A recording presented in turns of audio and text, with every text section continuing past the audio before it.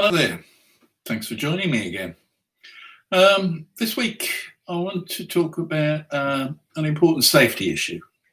Um, I joined HCB in 1993, so it'll be 27 years nearly that I've been writing about the transport of dangerous goods, about the regulations, about markets, and so on and so forth.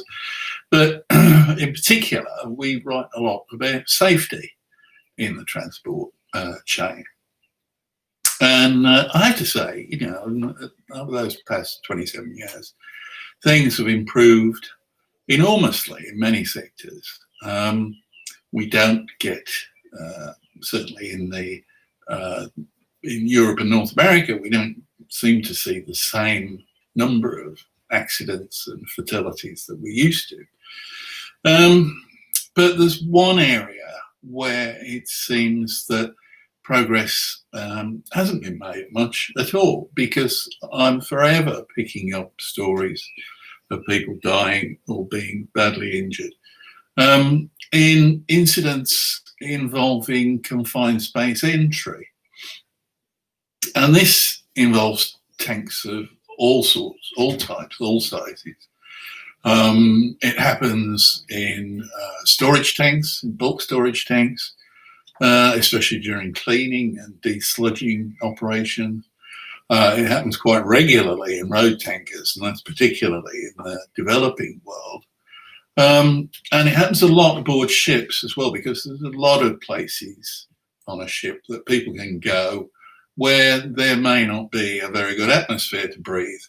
Not just the cargo tanks and the ballast tanks, or water tanks, or heating tanks, but anchor lockers, all sorts of chain lockers and whatever, with plenty of opportunity for an oxygen depleted atmosphere to exist. And of course, what tends to happen, and again, this is particularly a problem in the developing world, is that somebody goes into a tank for whatever reason, to clean it, to inspect it, to make repairs, and having failed to ensure properly that there's a breathable atmosphere in there, they fall unconscious, either through asphyxiation or intoxication. It doesn't really matter, the outcome's the same. And there are so many stories when that happens and somebody else, a colleague, rushes in to try and help, and the same thing happens to him or her, and a third or a fourth may go in. There's also the problem, of course, when, and again, this is another issue I think that happens mainly in the developing world in informal vehicle repair engineering shops, when you've got somebody in a tank doing some work and somebody outside the tank doing some work, maybe hot work, maybe a bit of welding or grinding, and it ignites the vapors inside, and then you've got somebody dead in the tank and somebody badly injured and deaf probably on the outside. And like I said, it happens still an awful lot aboard ships. And there was a case recently, I was just trying to, before I came on, actually, I was trying to find the report. I couldn't locate it. I should have filed it properly, of a master who had gone into a locker and apparently had followed all the correct procedures, but still ended up dying there. And the mate who went in to rescue him also collapsed, but was rescued, fortunately.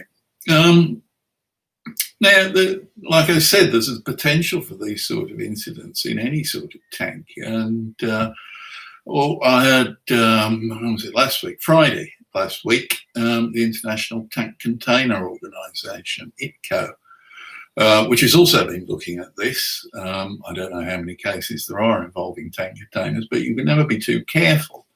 And so they've issued another one of their technical guides on safe entry into tank containers. And of course, one of the things, I mean, it starts from the point that in most countries, legislation exists to ensure that people don't get killed at work. Health and safety, occupational safety and health, whatever. They regulate these practices. And it's well known that confined spaces are difficult to work in anyway, but if you've got something that's been carrying an oil or chemical, or even foodstuffs, don't forget, there's every possibility, whether it's been properly cleaned or not, that there's going to be an oxygen depleted atmosphere inside the tank. And ICCO's guidance, which is freely available on their website now, I think if you go to itco.org, it will take you there. It explains in some detail the best way of going about it, because it does have to happen. People have to go into tank containers to clean them out, to inspect them, to repaint them, to fix a bit of this or that or the other, and sometimes indeed to carry out some grinding work. And it starts with, they go quite clear that the permit to entry, or tank entry permit, or various terms, is the starting point, and it's vital to know what was in the tank last. As I said, whether or not it's been cleaned, because even the cleaning process can introduce other chemicals in there. And it talks about how to go about it, who should be in charge of signing off the permit to enter the tank, and what training they and the personnel who are doing the tank entry need to have in order to improve their chances of coming out alive. This is one of those things, like slips, trips and falls and falling from height, that we don't think of necessarily when we talk about the high hazard industries and the transport chain that's allied to those industries. But it's one of those things that does persistently kill people.